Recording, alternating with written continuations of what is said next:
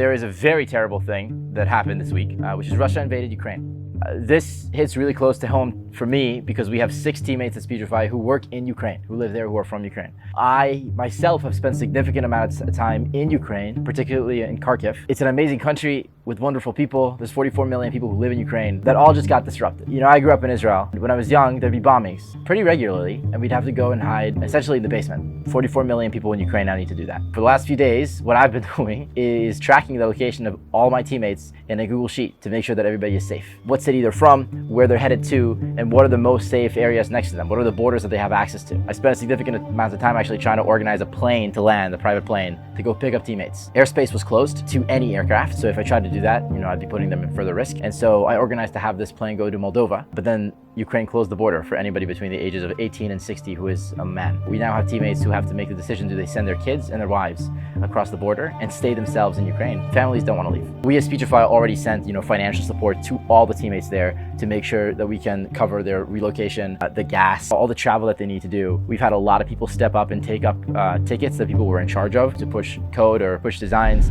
It doesn't matter who you are, this affects you. So you have people, civilians, who lost their lives, they lost their property, and their ability to pursue happiness is impaired. If you live in Europe, you've seen this play before out twice in the past. There's a great quote from World War II. First, they came for the socialists, and I did not speak out because I was not a socialist. Then they came for the trade unionists, and I did not speak out because I was not a trade unionist. Then they came for the Jews, and I did not speak out because I was not a Jew. And then they came for me, and there was no one left to speak for me. And so whenever you see injustice happening in the world, it's your obligation to stand up and speak about it, even if it's not your people, even if it's not to you. Not just because it's the morally correct thing to do, but also because when you take away the humanity of one group, you impact the humanity of everybody else. If any group is marginalized, everybody is marginalized. You see this happening to our brothers and sisters in Ukraine. It can happen to you next. It can happen to your loved ones in Poland and Moldova and Romania and Estonia and Latvia. Every single person who sees stuff like this happen has the responsibility to stand up and say something about it. I have friends who literally flew to the border from LA to Ukraine to try and help refugees seek asylum. Now, let's say you run a company or you're in a company and you have teammates in Ukraine. What can you do? Number one, tell them that you're there for them, that you're there to back them. And then when they ask for help, be there. Stay up nights. Figure out how to help them immigrate as a refugee. We had so many teammates who suggested, hey, can you take some of my salary for this month and pass it to members of our team who are, falling on these hard times. The people of Ukraine are doing an amazing job defending themselves right now. It's actually miraculous and marvelous, but it's our responsibility to stand with them. So if you're a company leader, make sure that you communicate this message to the other people in your company.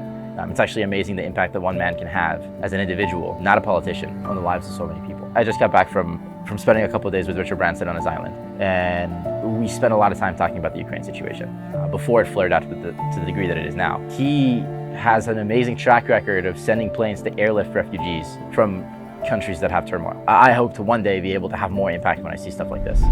I'm going to go into a little bit of an explanation about how Russian politics works and how Russian economics works. So when I spent time in Ukraine, I was like, wow, there's so many people here. There's so many people in Russia. And I kept asking people, who are the amazing entrepreneurs? What are the biggest industries? And the biggest industry is just coal and gas and lumber. And I was like, yeah, but there have to be some entrepreneurs. And the answer consistently was no, there's no entrepreneurs. And I was like, no one? And they're like, well, there's one, Pavel Durov. I was like, well, who's Pavel Durov?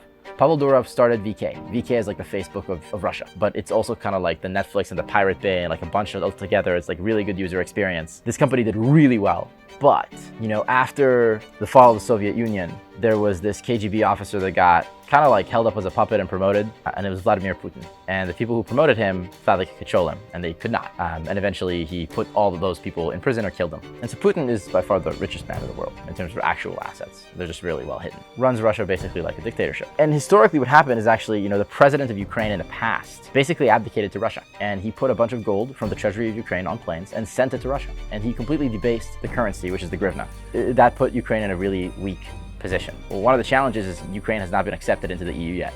If Ukraine was part of the EU, it would have a much stronger leg to stand on, and we might not be in the situation that we're in. And so there's this constant battle between who's going to back Ukraine more financially, Russia or the EU. And Russia, is like, oh, the eastern part of Ukraine is Russian, and we're just going to take it over now. If Ukraine gets taken over, there's really gigantic repercussions for what's going to happen next. So we better make sure to stop it now. Now, after all this turmoil and upheaval, essentially the Jon Stewart of Ukraine, who's a comedian, got elected president. And there was a lot of questions, is this guy actually qualified to be president? People shine and you see their true colors during hard times. And this guy's shining like no other. He's had done such an amazing job standing up for the country, supporting the country. And even when NATO and the United States tried to pull him out and airlift him out of Kiev, he said, I don't need a ride, I need ammunition. And he put on the vest, put on the helmet, and went and stood with the soldiers.